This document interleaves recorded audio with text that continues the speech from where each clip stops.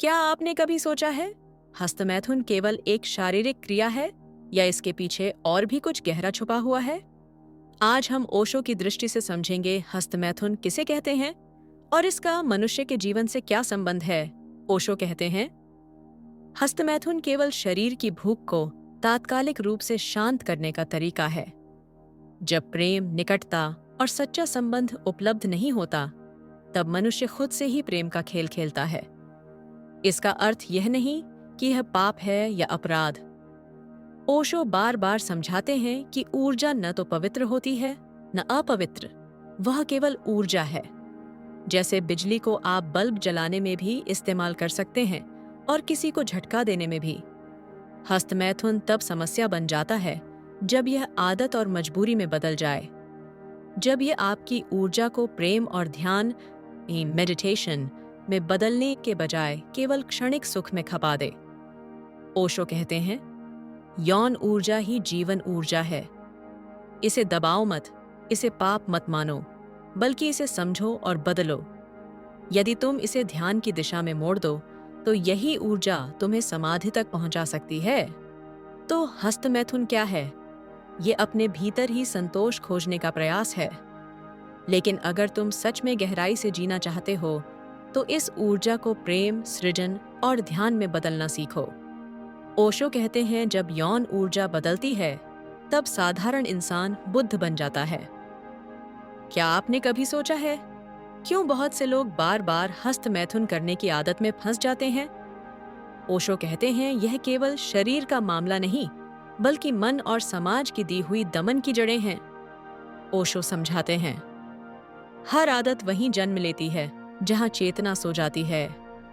हस्तमैथुन की आदत तब बनती है जब तुम बार बार अपने मन को एक ही रास्ते पर ले जाते हो और उसमें सुख का छोटा सा स्वाद पा लेते हो।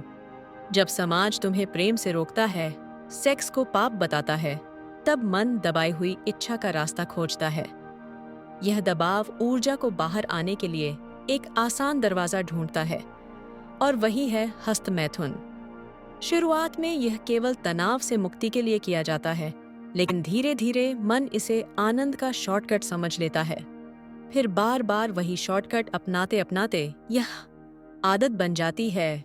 ओशो कहते हैं, आदत का मतलब है तुमने अपनी ऊर्जा को अनजाने में एक ही रास्ते पर बांध दिया। जब तक तुम होश में नहीं आते, तब तक वही आदत बार बार दोहराई जाएगी। तो हस्तमैथुन की आदत कैसे लगती है? क्योंकि हम अपनी ऊर्जा को समझ नहीं पाते, हम उसे अनजाने में बार बार एक ही रास्ते पर गिरा देते हैं। ओशो कहते हैं, अगर तुम जागरूक हो जाओ, अगर तुम ध्यान करना सीखो, तो यही ऊर्जा आदत को तोड़कर सृजन और प्रेम में बदल सकती है। इससे क्या नुकसान होता है? ओशो की दृष्टि से आज के समय में हर युवा के मन में यह सवाल उठता है, क्या हस्तमैथुन हानिकारक है? क्या इससे शरीर कमजोर होता है? क्या यह पाप है? ओशो कहते हैं, नुकसान है, लेकिन वैसे नहीं जैसे समाज ने आपको बताया है। आइए समझते हैं ओशो का पहला दृष्टिकोण। हस्तमैथुन का सबसे बड़ा नुकसान शरीर को नहीं, बल्कि चेतना को होता है। शरीर पर इसका प्रभाव सीमित है, लेकिन मन पर यह आदत का बोझ डाल देता है। अगर कभी कभार हो तो यह सामान्य है, लेकिन जब यह आदत बन जाती है, तब ऊर्जा का बड़ा हिस्सा केवल क्षणिक सुख में खर्च होने लगता है। शारीरिक स्तर पर नुकसान, ऊर्जा की क्षति। ओशो कहते हैं, वीर्य केवल प्रजनन का साधन नहीं है, यह जीवन ऊर्जा का शुद्धतम रूप है। बार बार उसका नाश करने से शरीर सुस्ती, थकान और कमजोरी महसूस करता है। तंत्रिका तंत्र पर असर। अत्यधिक हस्तमैथुन से शरीर का नर्वस सिस्टम कमजोर होता है, जिससे ध्यान, स्मृति और आत्मविश्वास प्रभावित हो सकता है। नींद और आलस्य। ऊर्जा गिरने के कारण व्यक्ति जल्दी थक जाता है और आलसी बनता है। मानसिक स्तर पर नुकसान, अपराध बोध। समाज ने इसे पाप कहा है। जब कोई यह करता है तो उसके भीतर अपराध बोध भर जाता है, और वही अपराध बोध व्यक्ति को और गहरे चक्र में फंसा देता है। आदत और मजबूरी। शुरुआत में यह खेल है, लेकिन धीरे धीरे यह मजबूरी बन जाता है। फिर व्यक्ति इसे छोड़ना चाहता है, लेकिन छोड़ नहीं पाता। यह मन को गुलाम बना देता है। कल्पनाओं में फंसना, हस्तमैथुन के साथ अश्लील कल्पनाएं जुड़ जाती हैं। मन वास्तविकता से भागकर कल्पनाओं की दुनिया में जीने लगता है। आध्यात्मिक स्तर पर नुकसान, ओशो कहते हैं, यौन ऊर्जा ध्यान में बदल सकती है, प्रेम में बदल सकती है, लेकिन जब यह केवल हस्तमैथुन में खर्च होती है, तब यह ऊंचे स्तर तक उठ ही नहीं पाती। इसका अर्थ यह है कि आप अपनी ही जीवन शक्ति को नीचे गिरा रहे हैं, बजाय इसके कि उसे ऊंचाई तक ले जाएं। यही सबसे बड़ा नुकसान है। तो क्या हस्तमैथुन गलत है? ओशो कहते हैं, गलत तब है जब यह तुम्हें गुलाम बना दे। गलत तब है जब यह तुम्हारी चेतना को नीचे खींचे।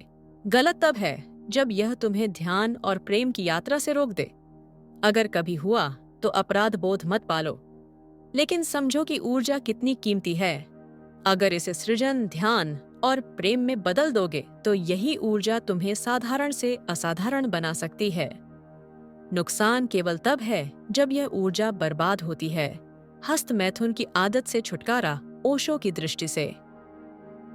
हजारों युवा मुझसे पूछते हैं, हस्तमैथुन कैसे छोड़ा जाए? क्या यह पाप है? क्या यह अपराध है? या यह सिर्फ ऊर्जा का गलत इस्तेमाल है? अब हम समझेंगे ओशो की दृष्टि से इस आदत को कैसे छोड़ा जाए और इसे ध्यान में कैसे बदला जाए। ओशो कहते हैं, पहली बात, हस्तमैथुन को पाप मत मानो। पाप मानोगे तो अपराध बोध पैदा होगा। अपराध बोध जितना बढ़ेगा उतनी ही गहराई से आदत पकड़ लेगी। यह समझ लो कि यौन ऊर्जा ही जीवन ऊर्जा है। इसी ऊर्जा से बच्चे पैदा होते हैं, कला जन्म लेती है, कविताएं बहती हैं और ध्यान के फूल खिलते हैं। समस्या ऊर्जा में नहीं है। समस्या है कि तुम इसे कहाँ गिरा रहे हो। आदत क्यों बनती है? जब समाज प्रेम को दबाता है, जब अकेलापन बढ़ता है, जब तुम्हें प्रेम का सहज अवसर नहीं मिलता, तब मन शॉर्टकट खोजता है। और वही शॉर्टकट है हस्तमैथुन। बार बार यही शॉर्टकट अपनाने से यह आदत में बदल जाता है। जैसे कोई व्यक्ति सिगरेट पीकर तनाव भूलना चाहता है, वैसे ही कोई हस्तमैथुन करके अपने अंदर के खालीपन को ढकना चाहता है। इसे कैसे छोड़ा जाए? जागरूकता लाओ, ओशो कहते हैं। आदत वहीं टिकती है जहां होश सो जाता है। हर बार जब तुम्हारे भीतर यह इच्छा उठे, तो बस आंखें बंद करो और देखो यह इच्छा कहां से उठ रही है। देखने भर से बिना दबाए ऊर्जा की दिशा बदलने लगती है। ध्यान की ओर मोड़ो, यौन ऊर्जा को दबाना मत, उसे ट्रांसफॉर्म करो। जब उत्तेजना उठे तब गहरी सांस लो, आंखें बंद करो और ध्यान की मुद्रा में बैठ जाओ। धीरे धीरे यह ऊर्जा तुम्हारे भीतर ऊपर की ओर उठेगी, सिर और हृदय तक पहुंचेगी। तभी तुम्हें लगेगा कि यह वही शक्ति है जो प्रेम और ध्यान में बदल सकती है। शरीर को थकाओ, खाली समय और आलस्य सबसे बड़े कारण हैं। ओशो कहते हैं, शरीर को नाचने दो, दौड़ने दो, तैरने दो, योग करो। जब शरीर की ऊर्जा क्रियाओं में बहती है तो अनावश्यक आदतें खुद ही टूट जाती हैं।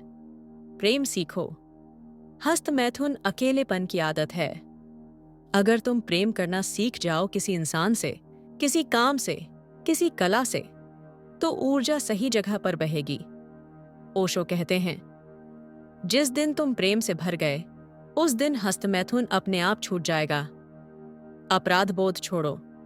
अगर गलती से फिर भी हो जाए तो खुद को मत कोसो।